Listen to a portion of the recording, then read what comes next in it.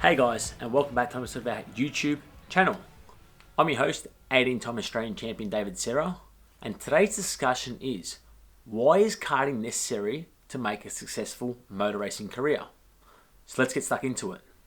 So we're looking at some of our major motor racing categories. We're looking at Formula 1, IndyCar, and in Australian terms, our V8 Supercars Championship. We're looking at where the drivers started their racing careers. Now, 95 to almost 99% of the drivers started their careers in kart racing. Now let's look at why kart racing as a good starting point and what are some of the benefits that you can learn from karting that you can take all the way through to your motor racing career. So first and foremost, we know that motor racing can be expensive. Now it's all relative. So when you're looking at Formula 1 and some of the biggest motor racing operations, there's more people, there's more resources, that takes more money to operate. Now when you're looking at kart racing, it's seen as the cheapest form of motorsport. Yes, it can still be expensive, but that's where you're going to sort of hone your skills at the cheapest costs. Now, when you look at it, you can just do it as a family-run operation, or if you're old enough, you can just do it yourself. You can literally just put the kart in the back of a ute or in the back of a trailer, drive it to the kart track, pay your practice or your entry fee, and get onto the racetrack and drive. Now, as you step through the categories, you're starting to spend thousands and then tens of thousands and possibly hundreds of thousands of dollars to get into the next forms of motorsport. So that's where kart racing is really, really important for a lot of these drivers. They can hone their skills at a fraction of the cost. So now you think about it, learning your racing lines, learning what an apex is, and also having some of that racecraft, that biff and barge that you're going to experience when it comes to racing toe-to-toe with other competitors on the track. If you have an accident in a kart, and you just say the worst case scenario is you write your kart off. Axle's gone, chassis gone, you're probably up for maybe $4,000 or $5,000 at a worst case scenario. Now in most times you're going to bend a stub axle, maybe $150 to $200. A kingpin, I've got no idea what they cost, but not a whole lot. And a rear axle, $250 to $300. So the chances are you're crashing at speeds of 100 kilometers an hour, and the damage bill is all relative to kart racing and what you're spending. Now, when you get into these open wheel race cars or tin tops, for example, and you're starting to try and start your career there, so you want to learn where the race lines are, but now you're traveling at speeds of 250 k's an hour. So you're just misjudging it by a little bit, but those mistakes equate to quite large mistakes. Now, if you do make a mistake and you crash into a wall and you do write off a car, you think it hundreds of thousands of dollars to fix up a car. That's if they offer insurance, then you come out of it quite okay. So that's why a lot of these drivers, they think, okay, if I want to have a career in motor racing, well, the cheapest way to go about it is to learn those skills in kart racing. Now, just touching back on that last point about learning the skills, that's exactly what kart racing is perfect for. Now, with most kart racing tracks, you can get access to the tracks, maybe 350 out of 365 days a year. And again, when you go to the track, it's going to be a lot less expense than what you do when you go into race cars.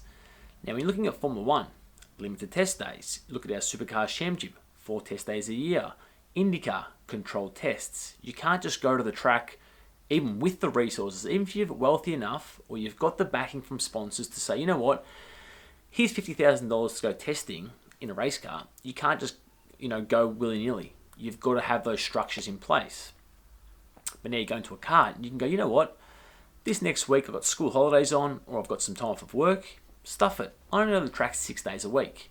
You pay a practice fee. In some places, you don't have to have a practice fee as well. You've got your little gate key. You open up the gate, you put your card off, and you go driving as much as you can. Now, this is where it's really good. On a practice day, you can sometimes achieve 100 to even 200 laps in a day. Then when you get to race day, and you've got heat races, qualifying, even a final, you might only be getting about 60 or 70 laps at a maximum in a day. And that's one of the reasons why a lot of people want to start their motor racing career in karts, because bang for your buck and getting the most amount of value for the laps that you get on the track, karting is hands down the best value in motor racing. So now when it comes to learning a bit about kart control or car control, a lot of those fundamentals are learnt at the youngest age possible. Now we know that when you're a young driver, young person, you absorb things very, very fast. Now you can also absorb the good things and absorb the bad things also. But when it comes to driving in the rain or going toe-to-toe with another competitor, or trying to defend your position.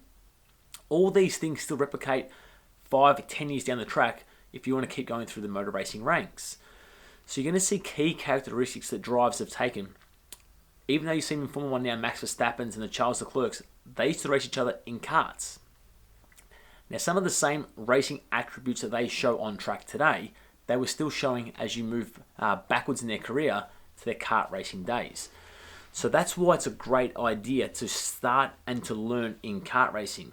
Wet weather driving, learning the different racing lines. Now you see Max take an alternative line to a lot of other drivers when it comes to when the track's wet, he takes a more traditional kart racing line. So wider entries.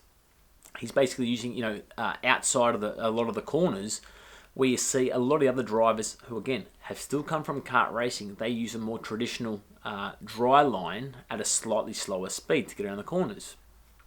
So he's still using a lot of these techniques that he used in kart racing all the way through his open wheel racing career into Formula 1 as we see it now. Now the next cool thing when it comes to kart racing is how early you can start to drive. Now when we're looking at some countries, you can actually get into a kart at the age of 5 years of age.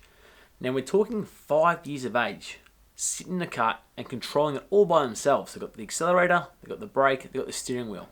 And they're basically just driving and they've got no idea what's going on out there.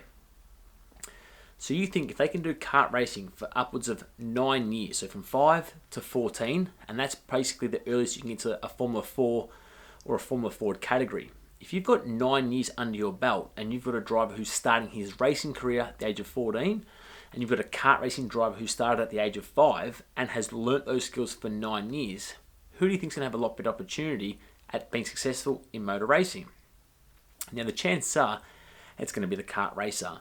9 years of driving in challenging conditions. So you go to the track sometimes, it could be wet, it could be snowing, it could be foggy, it might be half wet, half dry. So as a driver, you're learning on the fly. It's very, very rare that you're going to get 2 sessions that are identical. Like I said, a bit of cloud cover comes over the track, track temperatures change, and you're always evolving your driving styles. Now again, if you want to have a successful career at 14 and you just rock up into a car for the first day, you have to learn a lot of those techniques and those tricks on the fly. And like we said before, the budgets have already increased when you get into racing cars. There's bigger team personnel around you that you're paying for on a practice day. So it's not to say that you can't have a successful career starting at a later date or starting in a racing car. It's just that your opportunities become a lot greater if you start earlier and you can build up those contacts at a younger age.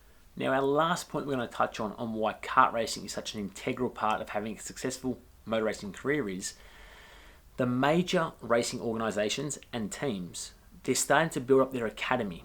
So they're trying to nurture drivers all the way from their start of their career to making a successful racing career. Now, where they're starting to pick up drivers and sign them to multi-year agreements is from kart racing. Now, a lot of these guys are coming from the European karting scene, but they're also coming from the US kart racing scene as well, and we're starting to see a little bit in Australian karting as well with our supercars teams. Now, these teams are looking out for drivers that can then make their team successful in 5 or 10 years' time. And they're trying to sign them up nice and early to stop other teams poaching further on down the track to give them the first and best opportunity to get the best talent pool they can have access to. So that's another good reason why it's great to hone your skills and to learn in kart racing, because you can start to build a brand for yourself and start to meet the contacts that you need to have a successful motor racing career. Well, that's it for this episode, guys. I hope you enjoyed our YouTube channel once again. Let us know in the comments below at what age you started your motor racing career at and what category it was. Some for you guys, it might be motor racing. Some of you, it might be kart racing as well. So it'll be interesting to see where you guys started and how you guys have found your motor racing career to date. Hope you guys have enjoyed it and look forward to seeing you guys in the next episode. Take care.